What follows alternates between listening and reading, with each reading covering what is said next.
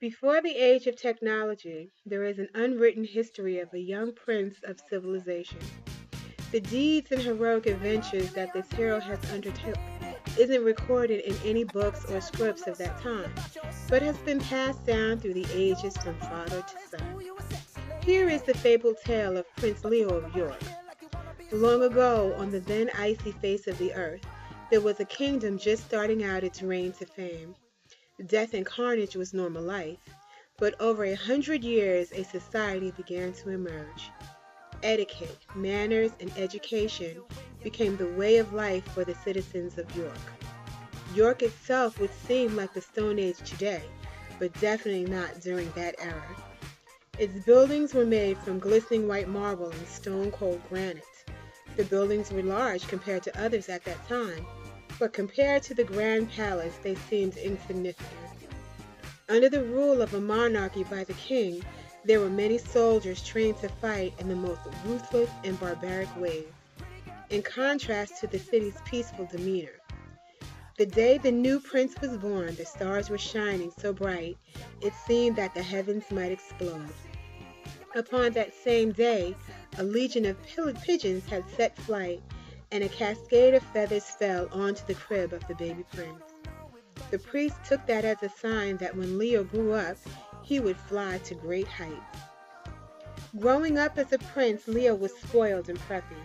Even though he got what he wanted mostly, Leo learned how to be respectful, courageous, and a gentleman. The worst of enemies soon became Leo's best friends after meeting him and discovered his personality in private.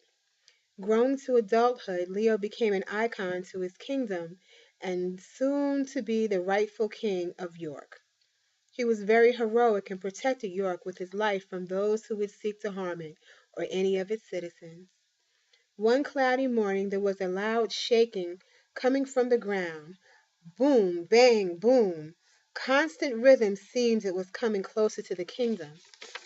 Suddenly, watchmen perched on the town's bordering walls and yelled, "Sir, it's Prince Leo and his troops of knights parading the body of the villainous giant who had terrorized those who dared to leave the city." The cheers of York's proud citizens echoed throughout, giving him a warm welcome back to his hometown. All except a specific group of women, those at which he broke his heart, which was his flaw of his that most tried to keep in the back of their heads. Prince Leo blindly chased after women that he found attractive, thinking that he had found true love at last, but that wasn't the case to be, and Leo didn't love the women for their minds, but for their physical features. He went from one girl to the next, one more beautiful than the last, until one day, while the prince was taking a stroll outside York to reflect on his life, he soon spotted the back of a peculiar young maiden, sitting on a large stone staring into an open clearing.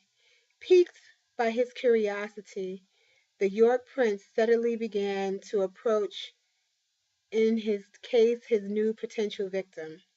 Leo kindly introduced himself to the woman as York's prince, as she turned around to introduce herself as Isabel Sully. Leo was so captivated by her beauty, but little did he know that he had a darker persona on the shadows. Isabel then hastily announced that she must attend duty. Even more intrigued, Leo requested that they meet again, the next day at the same spot, in which she kindly nodded. The very next day, around the same time, they met again and again, near the same clearing, and talked the day away, till eventually they began to date. However, one day, particularly cloudy, when Isabel joyfully skipped through the woods to meet Leo at their spot, she stopped in her tracks. The sight that made her do so was that of Leo with another lady, locking lips. A wicked banshee-like scream erupted through the forest, the sound waves strong enough to rattle the trees. The heartbreaker then fearfully turned toward his still girlfriend, along with the other maiden, eyes wide open. The enraged Isabel then spoke words that were seen out of a fairy tale. "For what you have done to me, I shall unleash a spell on not only you, but your little kingdom too. She then raised her arms and hands into the air and pronounced an incantation that would be foreign tongue to anyone else. Soon after, the dark atmosphere became worse as the skies darkened to an abnormal extent. All of a sudden, little sparkles of purple dust began to rain down over the whole area, which was inhaled by anyone who came in contact with it. Having no noticeable effects at first, Isabel then explains, I have just rained poison dust over you and your citizens, which will slowly wither away at your life forces until none is left. I can undo this spell I cast, but only if you pay the ultimate price for your mistake, death. Soon Leo and everyone around him, except for Isabel, began to feel very weak and soon had no energy to stand. The Prince of York had to make a decision, sacrifice himself or let everyone, including his citizens and himself around him, die. Knowing and acknowledging his mortal blunder, Leo agreed to sacrifice himself to keep his kingdom alive. Isabel then began another mysterious incantation, and soon Leo then noticed his new maiden began to slowly regain her energy and stand. While in York, so did its citizens. The prince attempted to let out a small sigh of relief, but it came out as a moan in pain. In his last breaths of life, he thought about how love blinded him between what is right and what is wrong.